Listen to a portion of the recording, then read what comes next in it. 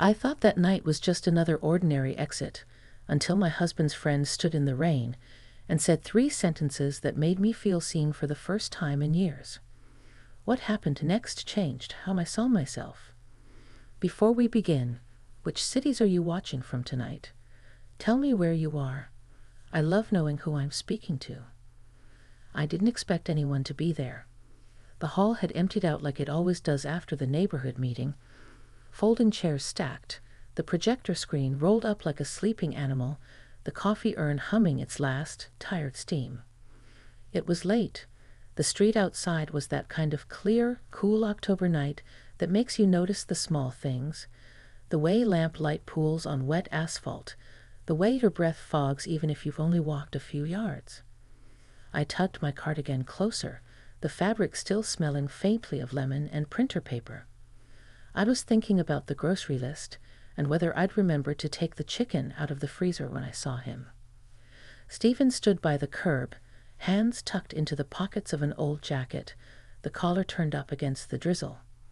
He looked older in a way that made sense, not worn out, but settled, as if the years had given him a softer outline.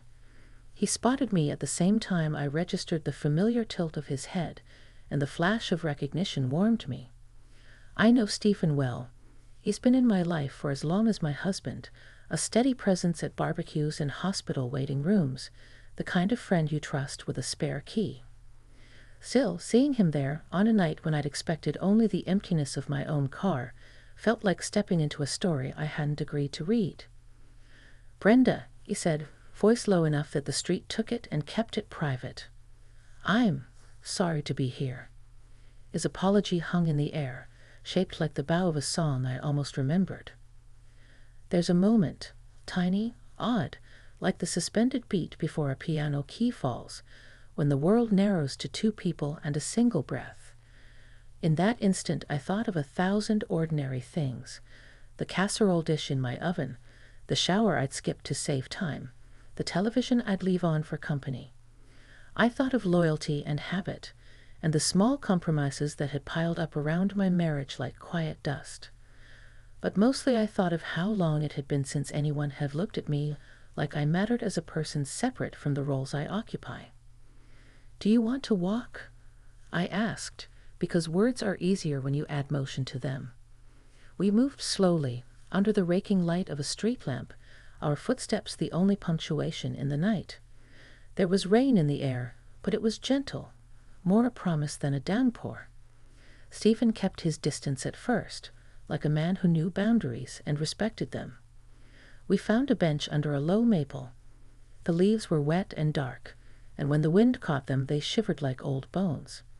Stephen sat with his hands open on his knees. I could see the ring on his finger.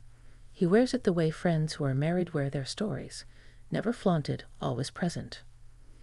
"I've been thinking about you," he said. It was simple and dangerous in the same breath. "I wanted to tell you something that's been with me for a long time.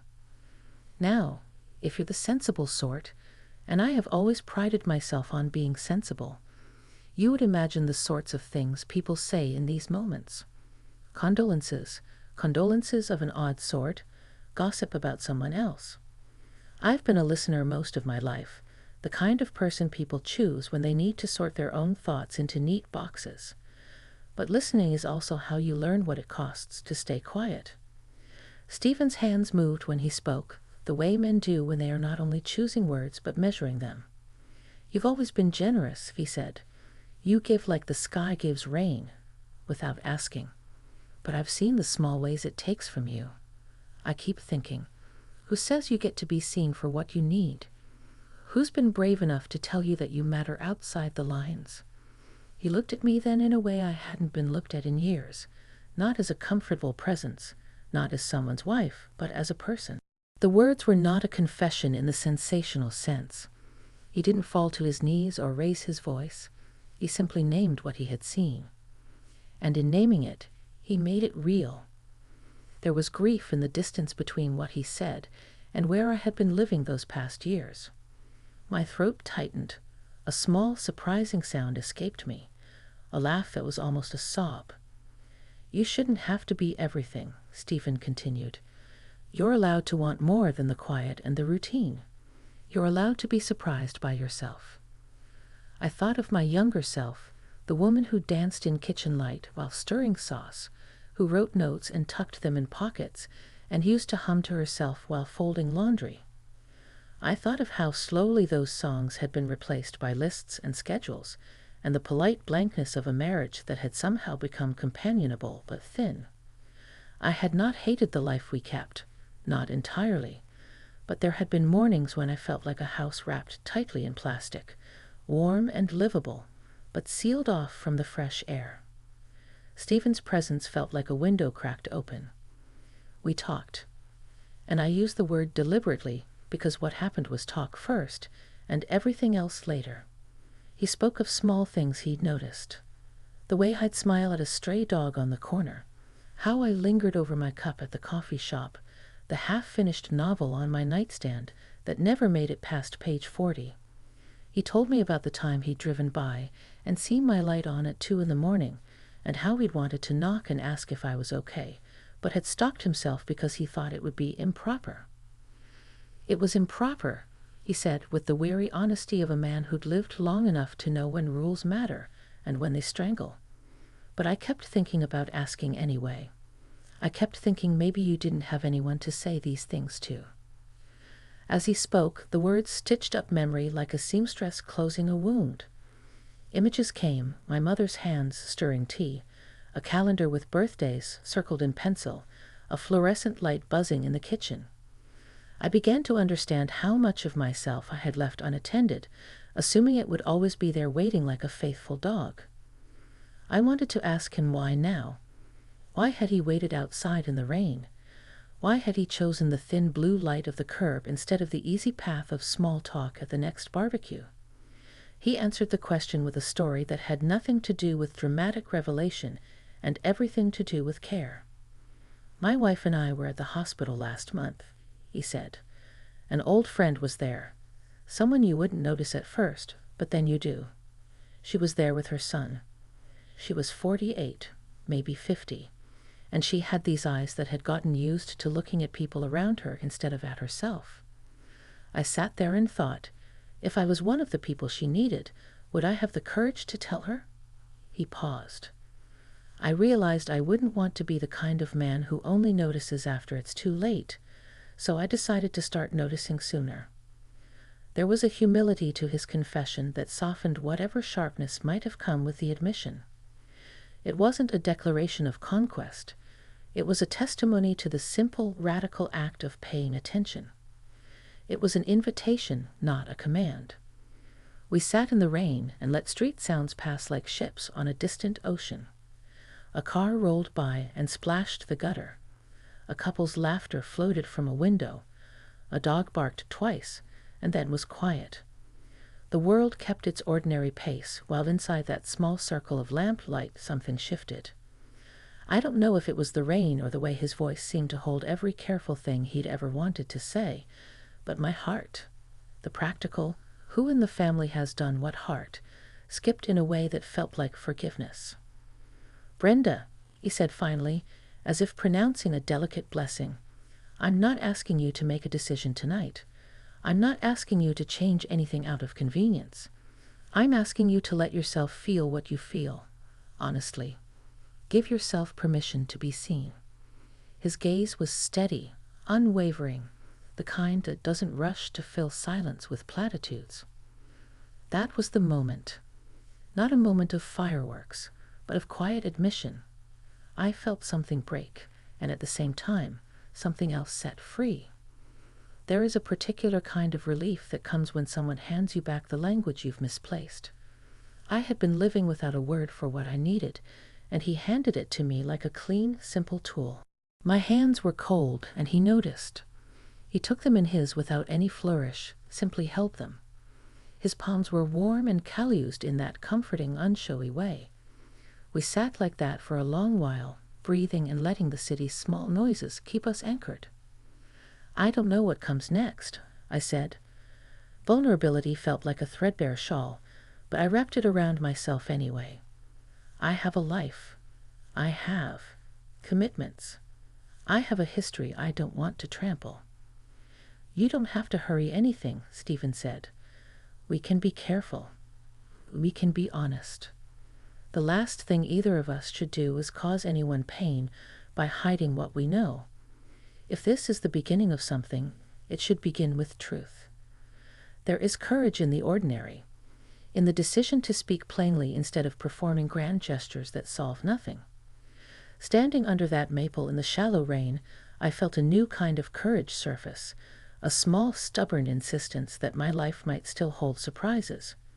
Not the reckless ones of romantic novels, but the steady ones that come when two grown people meet at a crossroad and choose to look each other in the eye. We walked back to the car together. He opened the passenger door for me, a small, gentlemanly gesture that felt both old-fashioned and entirely new. When I climbed in, he hesitated a moment, then leaned in and pressed a kiss to my cheek. Not a movie kiss, not dramatic, just a soft, respectful touch that asked for nothing more than acknowledgement. My skin remembered how to receive kindness. "I'll see you tomorrow," he asked softly. "Yes," I said, surprised by how certain that answer felt. Driving home, I replayed the night in fragments, the hush of the bench, the way his words had folded over my defenses, the warmth of his hand in mine. I felt both frightened and unburdened, like someone who has finally found a door she forgot she could open. I thought of my husband asleep in our bed, the gentle rise and fall of a man who has been my partner for decades. I loved him, in the way people love the shape of a life they built together, and there were layers of commitment and care that I would not dismiss or trivialize. But for the first time in a long time, I realized that loving someone didn't mean the rest of you had to fold into silence. There was room for feeling, for curiosity, for the slow, honest questioning of what life could still be. As I turned the key in the lock and came into the quiet of our house, I knew I would have to speak plainly to the people who mattered. Secrets are clumsy things. They trip you up.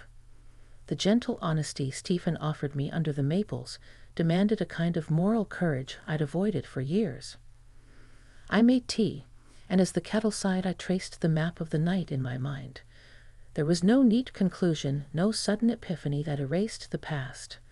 What I had instead was a doorway, slightly ajar, and the knowledge that at 53, I could still choose to walk through. When I finally climbed into bed, the dark felt less like an empty room and more like a quiet witness.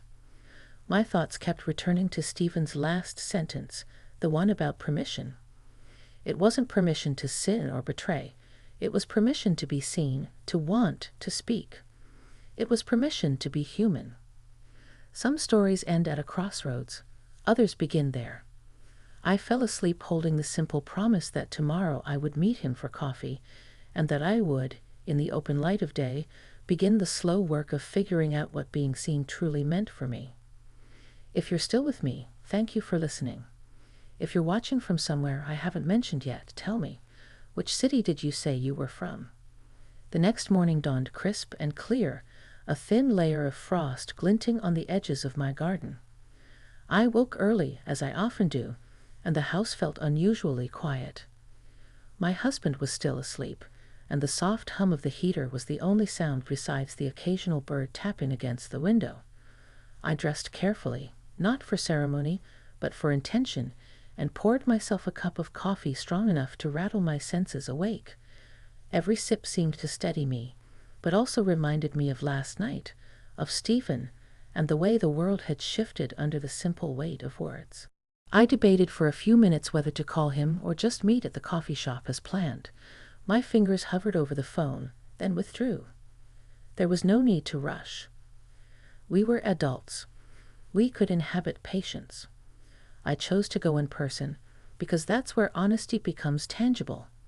In shared space, in the subtle exchange of presence, in the way one's hand brushes a mug across a table. The cafe was quiet that morning, the kind of space where the smell of fresh bread competes with the sharp tang of espresso. I found a table by the window, where the sunlight fell in rectangles onto the wooden floor. Stephen arrived a few minutes later, his coat dusted with frost, his smile tentative but real.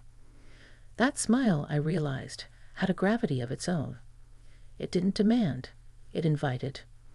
We talked at first about ordinary things, the town's upcoming art fair, the neighbor's new puppy, the way the autumn wind had been unusually persistent this year. But beneath those words, the conversation was layered with a careful awareness of each other, a subtle dance of recognition and curiosity. Then he said, almost casually, "You look like you've been thinking all night." I realized he was right. The rain, the lamp, the bench, they had left impressions on me and I couldn't shake. "I admitted.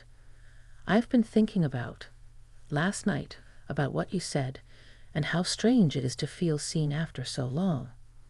Stephen nodded, eyes gentle. "It's strange, yes.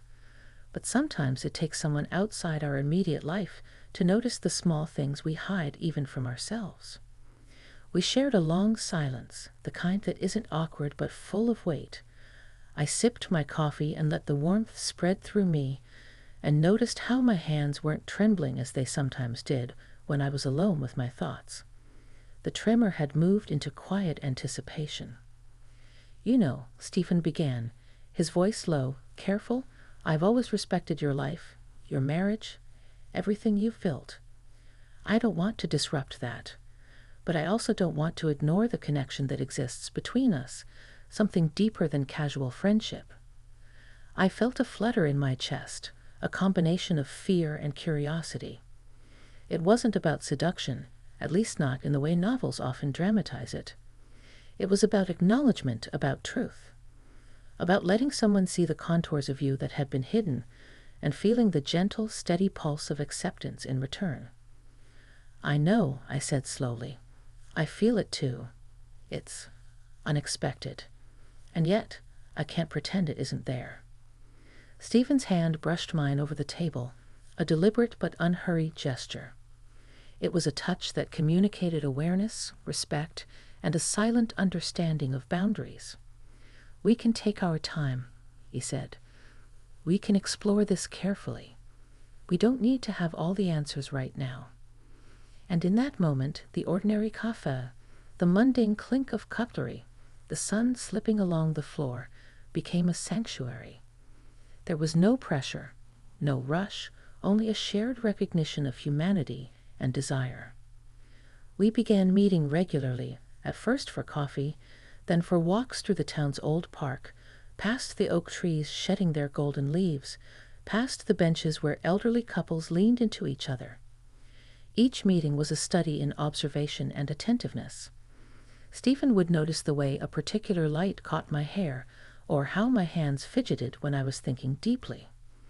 And I would notice the quiet strength in his posture, the gentleness in his smile, the way he listened without judgment. It wasn't long before our conversations touched on deeper things, our fears, regrets, dreams we'd shelved in the quiet corners of our lives. Stephen spoke about his own struggles, the times he had felt overlooked or unheard.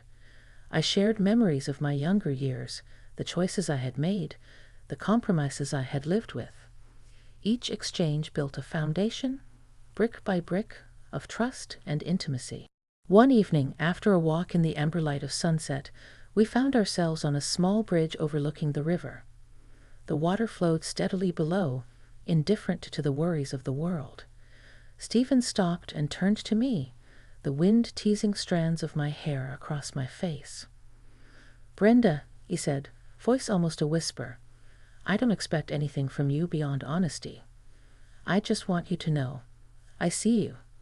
I see who you are beneath all the roles and expectations, and I feel grateful to be allowed into that space." I felt tears prick at the corners of my eyes. Gratitude, relief, and a quiet wonder mingled inside me. "Stephen, I don't know what to say," I murmured. "Hi, I feel the same way. It's rare to be seen like this, truly seen." He reached out, not to pull me closer, but to offer presence, to create a shared space of acknowledgement. Then we take it slowly, step by step. No secrets, no shame, just truth. In the weeks that followed, Our bond deepened in subtle, profound ways. There were phone calls that lasted longer than necessary, letters tucked into books we exchanged, quiet afternoons where we simply sat together without speaking, letting the comfort of each other's presence fill the gaps. Our connection was intimate, not just physically but emotionally, a meeting of hearts and minds that neither of us had expected, but both cherished. I found myself reflecting often, late at night when the house was still, on the paradox of my life. I loved my husband, I respected my marriage, and yet I had discovered a dimension of myself that had been waiting quietly for recognition. Stephen had not disrupted my life, he had illuminated it. His words, his attentiveness, his respect had given me permission to acknowledge my own desires, my own needs, and my own capacity for joy beyond routine. The culmination of that emotional journey wasn't a grand gesture or a dramatic confession. It was a series of quiet affirmations, moments of mutual respect, and a recognition that life doesn't always follow the scripts we write for ourselves. One afternoon, as we walked along a tree-lined path, Stephen paused and looked at me with a gentle certainty. "Whatever happens,